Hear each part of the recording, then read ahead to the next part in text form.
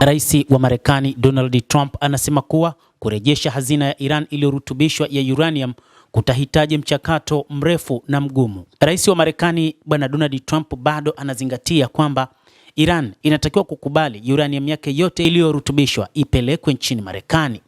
Hata hivyo, anasema kwamba kwa ushirika na Marekani wataweza kufukua uranium hiyo ambayo imegubikwa na udongo kutokana na mashambulizi ya mwaka uliopita katika kipindi cha vita vya mwezi Juni, vita vya siku 12. Operesheni ya Midnight Hammer iliyofanywa usiku wa manane na Marekani dhidi ya Iran katika vituo vyake vya nyuklia vya Fordo, Natanz na Isfahan ilikuwa na ufuatiliaji kamili na wa jumla wa maeneo yenye vumbi la nyuklia nchini Iran, Trump alisema, akimaanisha mashambulizi ya Juni 2025 yaliyoamuru kwenye vituo vya nyuklia vya Iran vya Fordo, Natanz pamoja na Isfahan.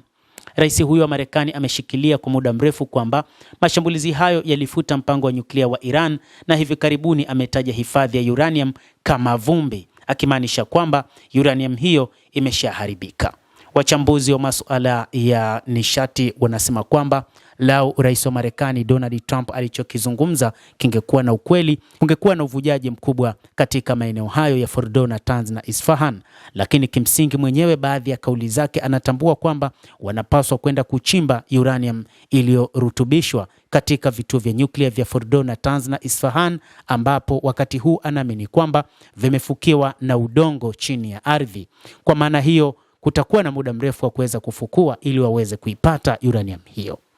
Kwa hivyo kuichimba itakuwa mchakato mrefu na mgumu, alisema rais huyo wa Marekani. Matamshi hayo yanakuja kabla ya mazungumzo ya ngazi ya juu ambayo yatashindikana kufanyika siku ya leo Jumanne, ikiwa Jumatano ndio siku ya mwisho ya usitishaji wa mapigano. Trump alitangaza kwamba wawakilishi wa Marekani watasafiri kuelekea Islamabad kwa ajili ya mazungumzo na Tehran, lakini Tehran mpaka wakati huu imegoma kupeleka wawakilishi wake kwa ajili ya mazungumzo hayo, na mpango mzima ni kumaliza vita hivyo, na mambo mawili ambayo yatakuwa yakizungumzwa na yalibaki kuwa ni gumzo mpaka wakati huu ni suala la mlango wa bahari wa Hormuz, lakini pia ni suala la nyuklia ambalo ndilo lilifanya Marekani ingie vitani dhidi ya Jamhuri hiyo ya Kiislamu ya Iran. Lakini ingawa kulikuwa na mambo mengine ikiwa ni pamoja na kuangusha utawala wa Jamhuri ya Kiislamu ya Iran, ingawa hilo bado hata wakati huu halijafanikiwa.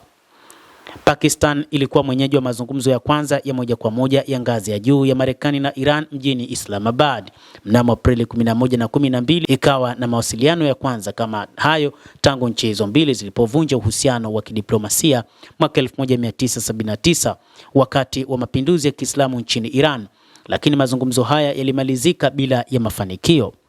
Hata hivyo, suala la nyuklia wakati huu limekuwa ndio gumzo kwa sababu wa Iran hawataki uranium yao iondolewe katika taifa hilo, licha ya kwamba walitaka Marekani kwamba wasirutubishe uranium ndani ya miaka 5, lakini Marekani imesema hilo haliwezekani, labda iwe miaka 20. Kadhalika wa Iran waligoma uranium kuondolewa nchini Iran na kupelekwa nchini Marekani, huku Urusi ikisema ipo tayari kwa ajili ya kuhifadhi uranium hiyo, lakini Marekani pia kuhusu hilo iligoma na kuona kwamba hilo haliwezekani, kwamba haiwezi kapelekwa katika taifa lingine zaidi ya Marekani.